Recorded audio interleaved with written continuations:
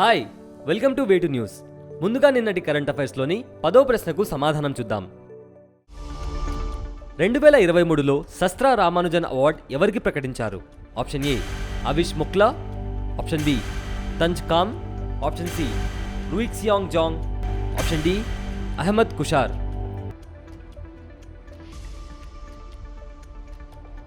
సరైన సమాధానం option C Ruixiang Zhang. California విశ్వవిద్యాలయంలో అసిస్టెంట్ ప్రొఫెసర్గా పనిచేసిన గణిత శాస్త్రవేత్త రూయిక్సియాంగ్ జాంగ్ 2023 శస్త్ర రామానుజన్ బహుమతిని అందుకున్నారు. ప్రఖ్యాత గణిత శాస్త్రవేత్త శ్రీనివాస రామానుజన్ స్వగ్రామంలో జరిగిన అంతర్జాతీయ సదస్సులో ఈ బహుమతి అందజేశారు. ఇక ఇవాల్టి మొదటి ప్రశ్న. గిగ్ వర్కర్లకు 5 లక్షల రూపాయల ప్రమాద బీమాను అందిస్తున్నట్లు ప్రకటించిన రాష్ట్రం ఏది? Option A Bihar, option B Karnataka, option C Telangana, option D Maharashtra.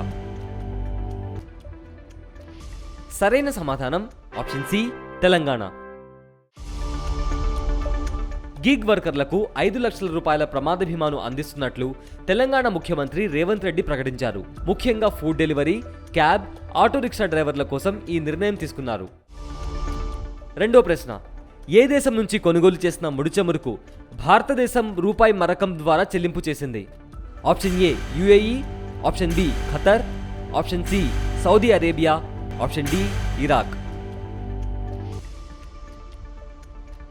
సరైన సమాధానం ఆప్షన్ ఏ యుఏఈ. ప్రపంచంలోనే 3వ అతిపెద్ద ఇంధన వినియోగదారుగా ఉన్న భారత్ తొలిసారిగా యుఏఈ నుంచి కొనుగోలు చేసిన ముడి చమురుకు రూపాయి మరకం ద్వారా చెల్లింపు చేసింది. ప్రపంచవ్యాప్తంగా భారత కరెన్సీని ప్రోత్సహించేందుకు ఈ నిర్ణయం తీసుకున్నారు. మూడో ప్రశ్న. భారత నౌకాదళంలోకి స్వదేశీ యుద్ధనౌక ఐఎన్ఎస్ ఇంపాల్ను ఎవరు ప్రవేశపెట్టారు? Option A Amit Shah, option B Droupadi Murmu, option C Narendra Modi, option D Rajnath Singh. సరైన సమాధానం ఆప్షన్ డి రాజ్నాథ్ సింగ్.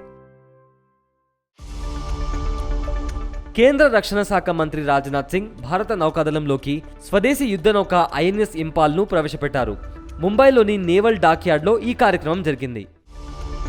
నాలుగో ప్రశ్న. ఇంట్రా డిస్ట్రిక్ట్ హెలికాప్టర్ సర్వీసెస్ ఇటీవల ఏ రాష్ట్రంలో ప్రారంభించారు? Option A Bihar, option B Uttar Pradesh, option C Haryana, option D Assam. సరైన సమాధానం option B Uttar Pradesh.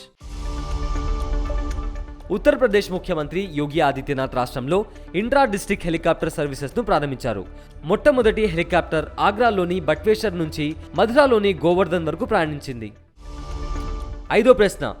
Organisation of petroleum exporting countries నుంచి వాయిదొలగాలని నిర్ణయించుకున్న దేశం ఏది? Option A Angola, option B Iran, option C Russia, option D Iraq. సరైన సమాధానం ఆప్షన్ ఏ అంగోలా. ఆఫ్రికన్ దేశమైన అంగోలా 2024 జనవరి 1 నుంచి organization of petroleum exporting countries నుంచి వాయిదొలగాలని నిర్ణయించుకుంది. అంగోలా 2007లో ఓపీఈసీలో సభ్యదేశంగా చేరింది.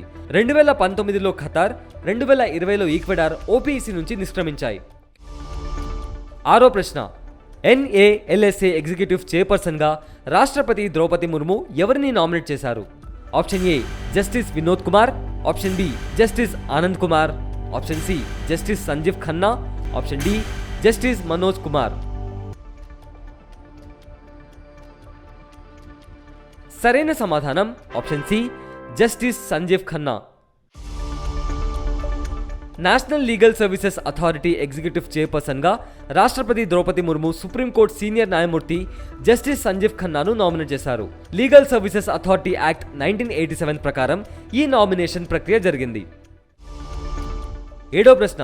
పాంగ్ డ్యామ్ వన్యప్రాణుల అభయారణ్యం ఏ రాష్ట్రంలో ఉంది? Option A Arunachal Pradesh, option B Uttar Pradesh, option C Himachal Pradesh, option D Paschim Bengal.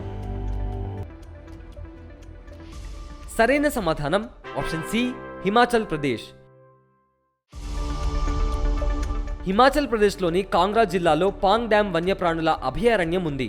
కేంద్ర పర్యావరణ అటవీ శాఖ ఈ అభయారణ్యం సరిహద్దుల నుంచి 1 కిలోమీటర్ ప్రాంతాన్ని ఎకో సెన్సిటివ్ జోన్గా ప్రకటించింది. ఎనిమిదో ప్రశ్న. డిసెంబర్ 25ని తబలా దివస్గా ప్రకటించిన రాష్ట్రం ఏది? Option A Tamil Nadu, option B Madhya Pradesh, option C Karnataka, option D Kerala. సరైన సమాధానం ఆప్షన్ బి మధ్యప్రదేశ్. మధ్యప్రదేశ్ ముఖ్యమంత్రి డాక్టర్ మోహన్ యాదవ్ డిసెంబర్ 25ని తబలా దివస్గా ప్రకటించారు.